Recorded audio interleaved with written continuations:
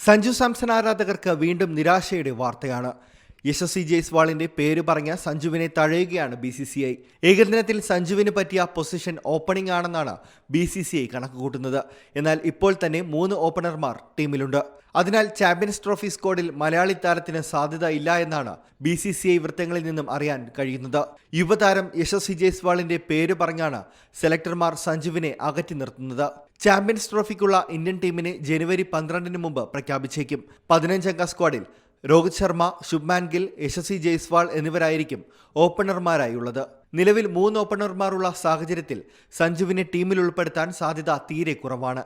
Wicket keeper പൊസിഷനിൽ KL രാഹുലും ഋഷഭ് പന്തും ആദ്യമേ സ്ഥാനം ഉറപ്പിച്ചു കഴിഞ്ഞു.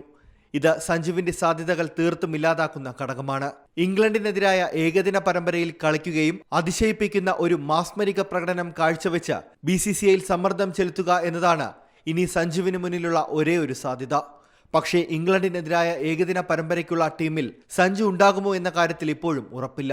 വിക്കറ്റ് കീപ്പർ, ഓപ്പണർ എന്നീ 2 ഉത്തരവാദിത്തങ്ങൾ ഏറ്റെടുക്കാൻ കെൽപ്പുള്ളതിനാൽ ചാമ്പ്യൻസ് ട്രോഫിക്കുള്ള സ്ക്വാഡിൽ സ്റ്റാൻഡ് ബൈ താരമായി സഞ്ജുവിനെ ഉൾപ്പെടുത്താൻ സാധ്യതയുണ്ട്.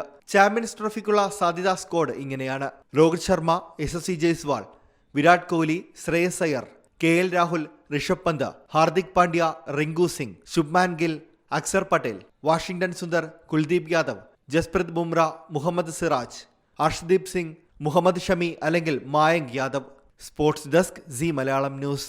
ഏറ്റവും പുതിയ വാർത്തകളും വിശേഷങ്ങളും വിരൽത്തുമ്പിലറിയാൻ സി മലയാളം ന്യൂസ് എല്ലാ ഡിജിറ്റൽ പ്ലാറ്റ്ഫോമുകളിലും ലഭ്യം.